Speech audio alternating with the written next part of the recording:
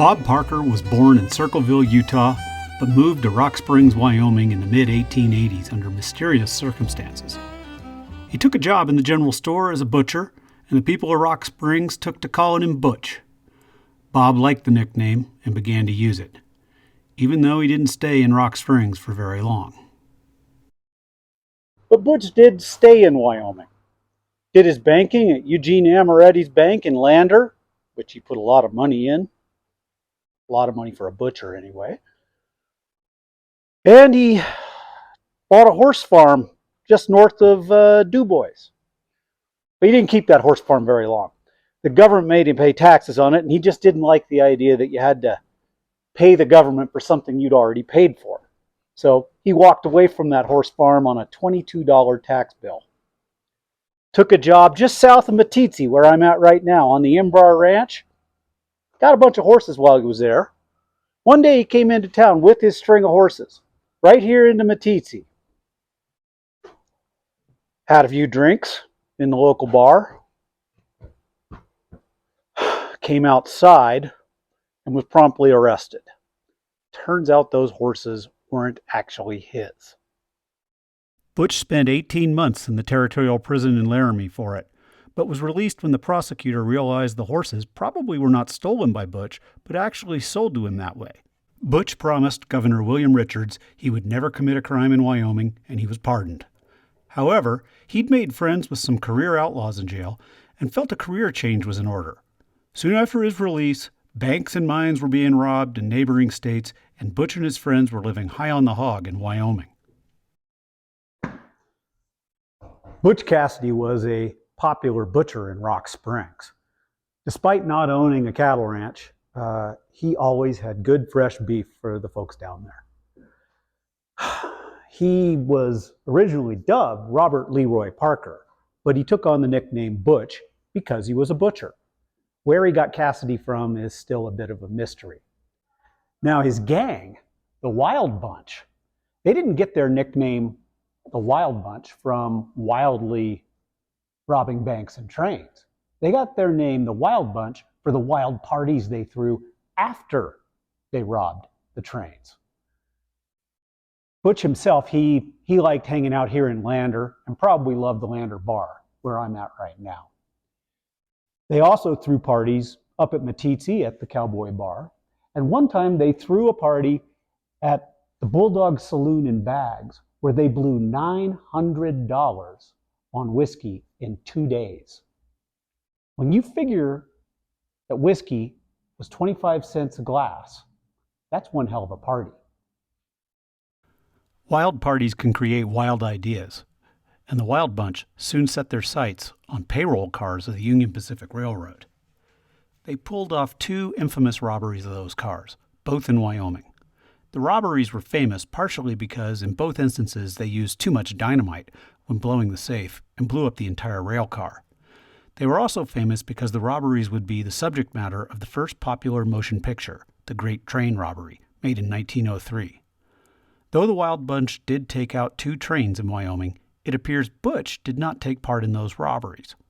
Well, sort of didn't take part. But Butch had an ironclad alibi. He wasn't even in the state when the robbery took place. He was in Ely, Nevada. In fact, he seemed to go out of his way to tell everybody, hey, I was in Ely, Nevada, before they would even ask. Well, one day he's out here riding near Pavilion, Wyoming. That's where we are right now. And he bumps into his old friend, William Simpson. Now, William Simpson's not just any friend. This is who Butch spends Christmases with, is the Simpson family. When William Simpson's son, Millward, came down with pneumonia, it was Butch who rode for 60 miles in a snowstorm to get the young boy his medicine for pneumonia. By the way, Millward Simpson would go on to become governor of Wyoming and a senator from Wyoming, and he would have a son, Alan Simpson, who would also be a pretty distinguished senator from Wyoming. But that's enough mixing our favorite politicians with our favorite outlaws. Butch says, I wasn't there.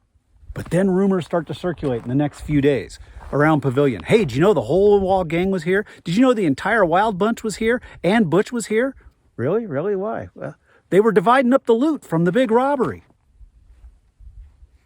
Turns out, Butch planned the robbery. He didn't take part, so in his mind, he wasn't breaking his word to the governor, but he planned it, so he got his share.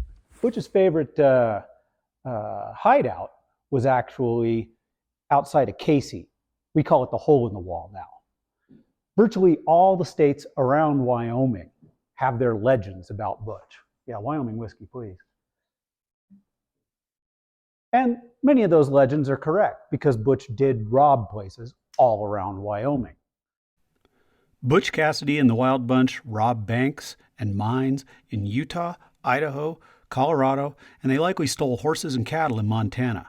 But they never stole in their favorite Wyoming towns.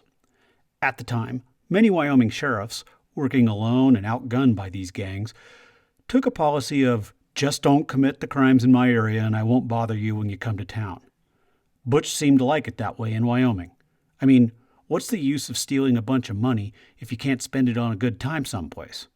Wyoming was that place. Of course, planning a robbery that gets pulled off is a crime, even if he didn't realize it.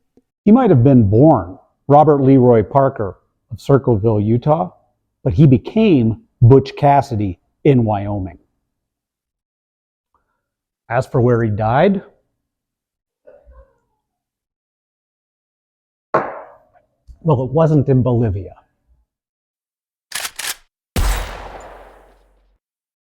Spoiler alert, if you haven't seen the film Butch Cassidy and the Sundance Kid, you need to. It's excellent. It's one of the best Westerns ever made. Also, if you haven't seen that film, you need to turn this off right now because I'm about to give some stuff away. Go ahead. Okay, they're gone now. The film was excellent, but history actually went down different than how the film went. Butch and his friend, Harry Longenbaugh, who went by the nickname Sundance Kid after he'd been in jail for a while in Sundance, Wyoming, did have to flee a posse. They eventually met up with Sundance Kid's girlfriend, a woman named Etta Place. And she was a school teacher, and they met up with her. And then the three of them went to New York.